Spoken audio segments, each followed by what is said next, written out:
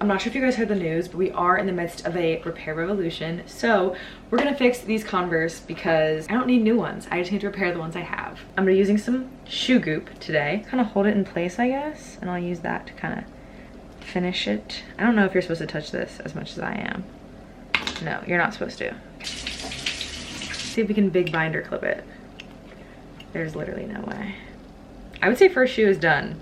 Shoe goop and sewing are my two main modes of repair. At least I'll speak for Philly. Philly has a repair guild. I think it's once a month. You can basically sign up as either a repairman / woman or someone that needs their things repaired. And you go, and it's just like people that know how to fix radios or dishwashers or can mend clothing, and they come together, and I believe it's a free event. Community events like that are the things that are keeping our country together. And I firmly believe that. That and public libraries. Our first repair is simply sewing on a button. I feel like this is one of the most useful repairs. It's so much easier than people think. So to prep your needle, you're going to thread it and then tie it so the needle is at the middle point, the two ends are up top, and then tie the ends together so it's kind of double layered. Then mark on your fabric wherever you want the button to rest. Place the button on top of that mark and then start from the back of the fabric. So you're pointing the needle from the back through the little buttonhole to the top. And then I just kind of go crazy and just go back and forth in between the little buttonholes until I feel like it's properly secured. And then you're going to put the needle down so it's away from the button and then tie a knot. So again, both knots should be on the underside of the fabric when you're finished. That's how I attach a button. This repair is kind of oddly specific because I took the waistband off a pair of jeans because they were too tight, and now I just wear them without a waistband, but of course they ripped because there's no waistband. I repaired it by cutting off all of the frayed and stray threads. Then I just found a denim piece that was a relatively similar color. I pinned it in place and just kind of went crazy with my sewing machine, just going back and forth and zigzag all over it just to kind of patchwork it. This works in any capacity, whether you're patching a hole in the knees, a hole in like the pocket, wherever it is, you could do the exact same thing. And also I've seen people do fun things where they change the color of the thread to make it pop. So rather than hiding the repair, they want to make it like a little statement, which is cute. I'm convinced myself I have just world's pointiest heels because I go through socks so quickly. So I have a lot of socks with holes in them, and I've taught myself how to darn them. I'm gonna be honest, this is not the video to learn how to darn. Basically just start by going back and forth like a cross, and then you sort of weave it through. Think of like you're making a placemat in art class. But I kind of had no idea what I was doing. This was literally the first time I'd ever done it. So I do have a few socks that I still wear that have just really poorly done purple patchwork, but it works, and it definitely extends the lifespan of these socks. So try it out.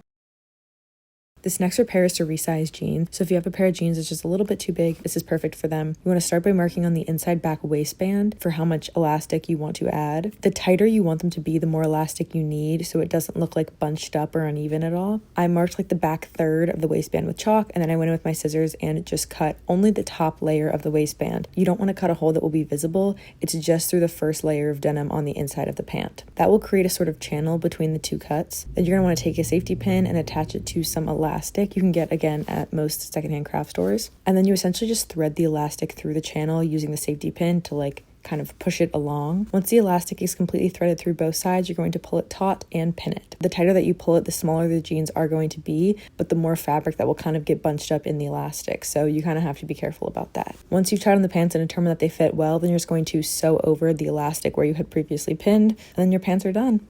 This is my public announcement that I hate tortoiseshell buttons, and I think they are stupid.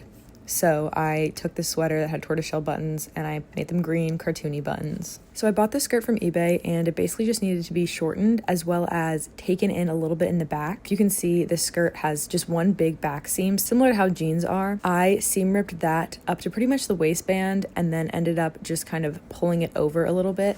So it is a little bit crooked, but it kept the skirt from like poking out in the back. And then I was also able to hem it, and now I have basically a new skirt.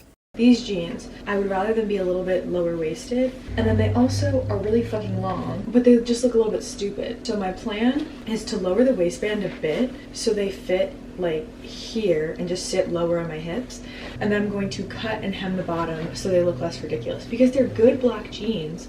Just right now they look a little dumb. This might seem like a super complicated repair. I can assure you it's not. You're just going to begin by removing the waistband. I'm just using a seam ripper. Most jeans have an orange heavy-duty thread that they use to attach a lot of the bigger pieces in the waistband, so you're just going to find that and seam rip all the way around. It's pretty self-explanatory and quite easy. The only kind of difficult part is when you're seam ripping the belt loops off, but even that's not that bad.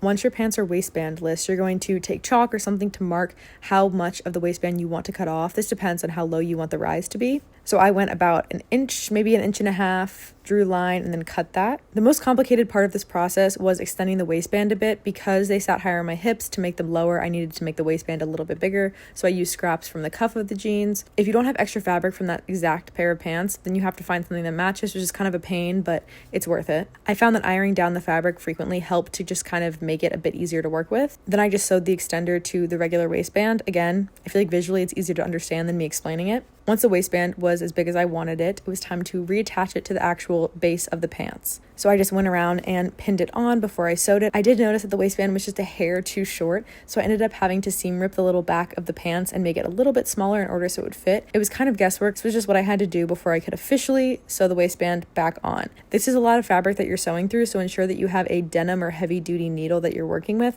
Otherwise, the needle will absolutely snap. Then your pants are fixed and you have a nice new pair of low-rise jeans.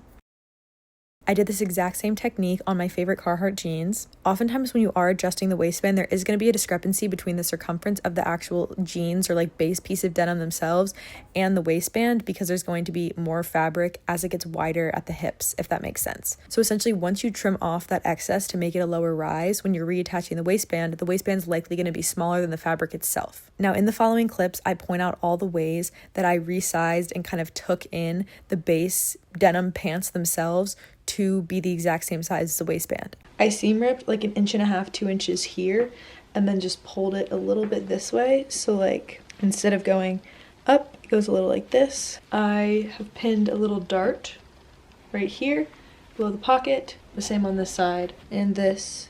And now they look like this.